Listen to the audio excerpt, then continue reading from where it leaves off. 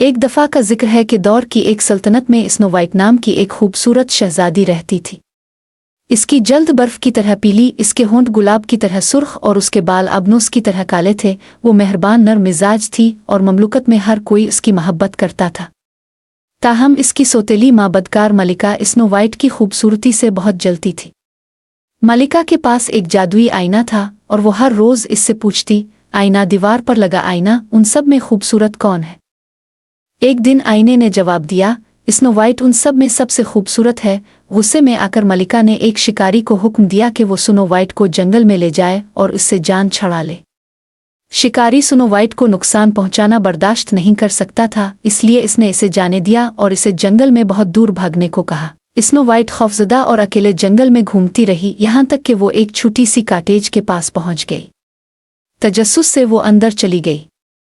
Cottage چھوٹا لیکن آرام دہ تھا، جس میں ایک قطار میں 7 چھوٹے بستر تھے۔ اسنو وائٹ تھک چکی تھی، اس لیے وہ بستر پر لیٹ کر سو گئی۔ جب کاٹیج کے مالکان واپس آئے تو انہوں نے اسنو وائٹ کو سوتے ہوئے پایا۔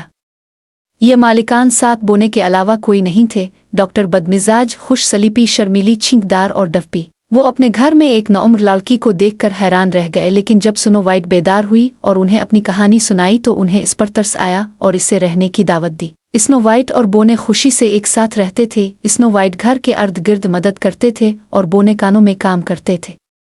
لیکن شریر ملکہ کو جلد ہی پتہ چلا کہ سنو وائٹ ابھی بھی زندہ ہے۔ غصے میں اس نے خود کو ایک بوڑھی پلر عورت کا روپ دھار لیا اور اسنو وائٹ کو خود ہی ختم کرنے کا فیصلہ کیا۔ ایک دن جب بونے دور تھے، بھیس میں ملکہ اسنو وائٹ سے ملنے گئی اور اسے ایک چمکدار سرخ سیب پیش کیا۔ بوڑھی عورت پر بھروسہ کرتے ہوئے سنو وائٹ نے سیب کاٹ لیا اور فوراً ہی موت جیسی گہری نیند میں گر گیا۔ جب بونے واپس آئے اور سنو وائٹ کو بے جان پایا تو ان کا دل ٹوٹ گیا۔ انہوں نے شیشے کا تابوت بنایا اور اس کے نقصان پر ماتم کرتے ہوئے اسے اندر رکھ دیا۔